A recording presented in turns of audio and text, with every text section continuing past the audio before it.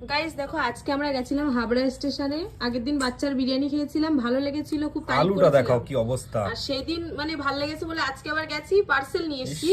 আর ওরা দেখো আলুটা দিয়েছে, দেখো এরকম আলু ওরা যখন কাটে তখন দেখে না এই আলুগুলো, নিশ্চয়ই দেখতে পায়। মানুষকে এরকম ভাবে খারাপ আলু কোনোদিনও দিয়ে বিরিয়ানি বানায় কোনোদিনও? আলুটা তো কোটটুকুনি আলু আর রাইস দেখো, এই কটা রাইস বাচ্চার দিয়েছে নাকি এত পার্সেলে। নাম, বাচ্চার বিরিয়ানির এত নাম, বাচ্চার বিরিয়ানির এত নাম।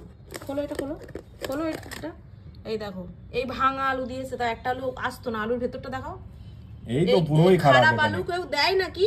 ভিডিওটা যদি দেখে মানে কি বলবো, মানে আমি তো চাই ভিডিওটা ভাইরাল হোক।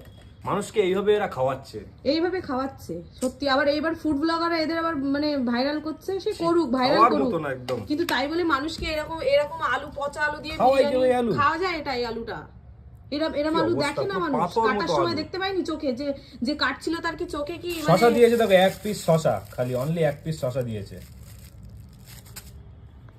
কি বলবো, কিছু বলার নেই। আমার আলুটা নিয়েই বেশি প্রবলেম।